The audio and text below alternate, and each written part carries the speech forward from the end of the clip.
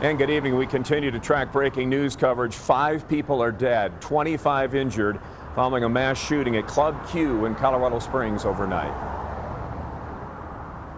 We have live team coverage of this tragedy that happened in our community. We're talking to people who were inside the club when the shooting happened, as well as mourners who've been showing up at makeshift memorials behind me all day long. First, though, we'll start with you, Rob, to begin our coverage. Diane, thank you. Here's what we know at this hour. Springs Police Chief Adrian Vasquez says the lone gunman, identified as 22-year-old Anderson Lee Aldrich of Colorado Springs, opened fire just before midnight at Club Q, a nightclub that caters to the LGBTQ plus community. Now, we are identifying the suspect because it's important the community know who he is and if they can provide any information on this investigation.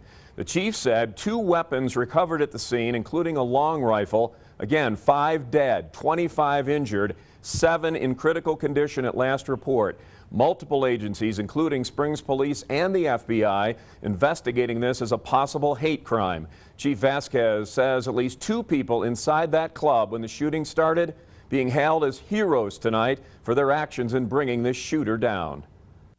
While the suspect was inside of the club, at least 2 heroic people inside the club confronted and fought with the suspect and were able to stop the suspect from continuing to kill and harm others.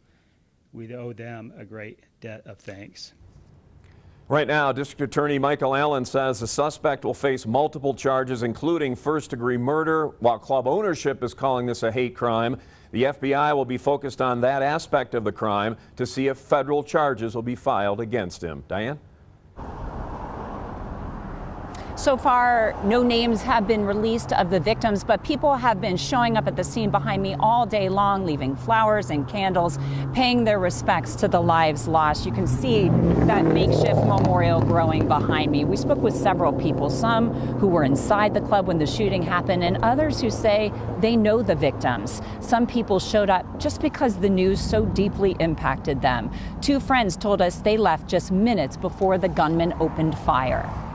It was our first time going out in Colorado Springs since we moved here a few months ago, and she's never been to a gay bar before, so we went. Like all morning, like we just keep thinking, we're like, was it this person? Was it this person? Like, I can't even imagine. It's not my child, and yet I feel as though it is. It's devastating to know that people that you care about can just disappear because of one person. That man you just heard from says he has worked at the club on and off for the last 14 years. He wasn't there when it happened, but he does know 2 of the victims. He is one of the people who has started a GoFundMe page to help pay for the funeral and medical expenses of the victims here for this horrific tragedy that has happened in our community. It is one of 3 GoFundMe fundraisers that we verified, and we have the information for you at KOAA.com. Rob?